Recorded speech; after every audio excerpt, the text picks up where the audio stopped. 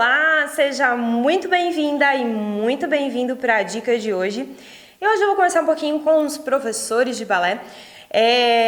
Na verdade, a gente vai conversar um pouquinho sobre uma técnica que eu utilizo, não sei se você tem utilizado aí também, eu tenho mostrado em alguns vídeos e vi que alguns professores começaram a aderir à ideia, que é a técnica da cruz.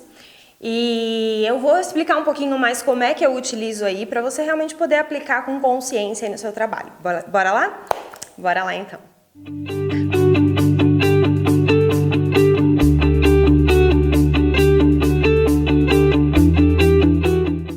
Então vamos lá, o que é a famosa técnica da cruz, né? Na verdade, toda vez que eu vou dar aulas, né, principalmente para iniciantes, eu explico sobre essa questão da gente imaginar que tem uma cruz embaixo dos nossos pés o tempo todo. Eu utilizo esse desenho mesmo da cruz, normalmente eu faço com giz, né, quando o linóleo é preto. Aí eu faço com giz para que o aluno realmente entenda e a partir da hora que ele começa a visualizar essa cruz embaixo dos pés, ele começa a entender muito melhor a direção das pernas, sim? Além disso, a gente pode utilizar a cruz também para explicar a direção do corpo, como eu expliquei nesse outro vídeo aqui, ó, depois você dá uma olhadinha. Tá? Mas eu acho que o fundamental da cruz, assim, o que faz grande diferença na vida do aluno é a gente ensinar desde o tandi essa questão de que existe uma cruz embaixo de você. E aí na hora que você vai fazer uma correção para o aluno, você cita a cruz, ele já visualiza, ele já consegue se autocorrigir. Então, bora lá. O que acontece? Eu sempre explico para os alunos que a gente vai imaginar que o calcanhar está no centro da cruz, os dois calcanhares no centro da cruz em primeira posição. E aí a gente vai já avaliar o quanto o aluno consegue girar as pernas para fora no andeor. Por exemplo, só para você ver melhor, a minha primeira posição, esse é o meu máximo de andeor, sim? Quando eu visualizo isso, olha, serve pra gente como professor também. Só da gente visualizar a cruz embaixo do pé do aluno, a gente já consegue ter ideia de qual realmente é a direção da perna dele numa segunda, numa lacecon, por exemplo. Sim? Se eu me apresento para você, né, como aluna, e você vê o meu andeor nesse nível, você não vai esperar que eu leve um tandi lá na direção da cruz, porque você sabe que eu vou estar compensando em algum lugar, porque eu não tenho andeor para isso. Ok? Então eu acho que é legal a gente também como professor sempre visualizar essa cruz nos nossos alunos. Aí eu coloquei meu aluno lá, mostrei a cruz para ele e falei, ó, agora eu vou te explicar o tandi, então a gente tem aqui a cruz, me coloquei em cima da cruz.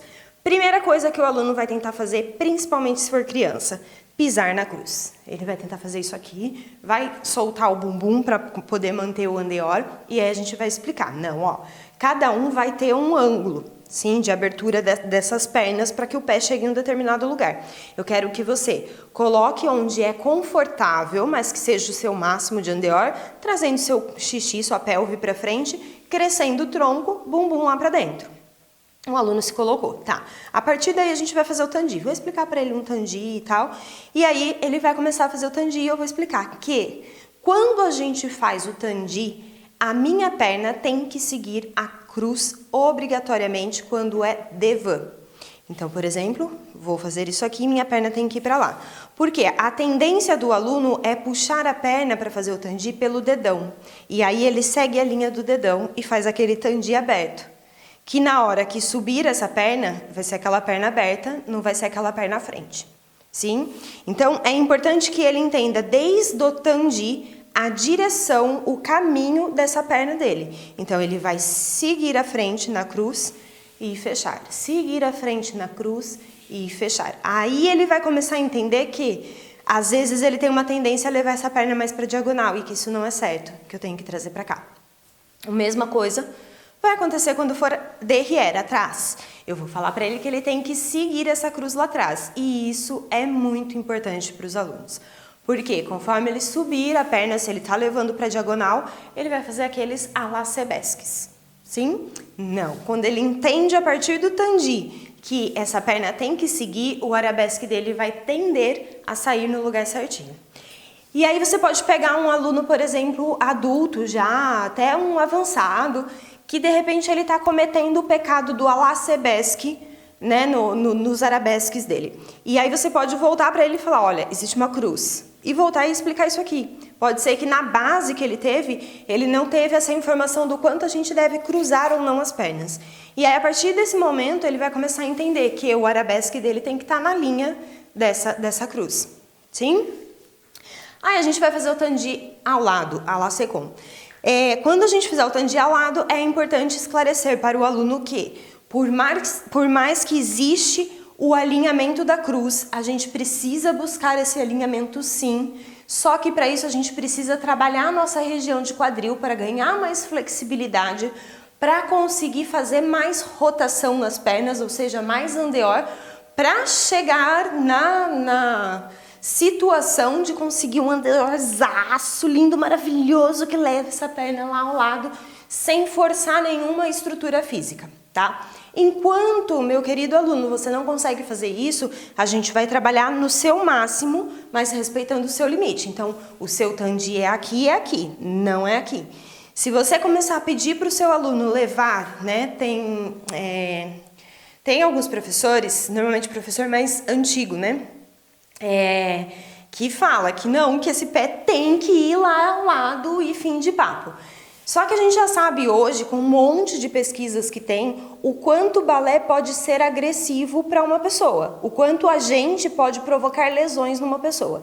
Então, a orientação é: respeite o limite do seu aluno. Você quer que ele tenha um andeor lindo, maravilhoso? Trabalhe ele para isso. Mas não adianta a gente ir lá e forçar esse aluno, tá? Então, eu trabalho muito respeitando o limite do meu aluno.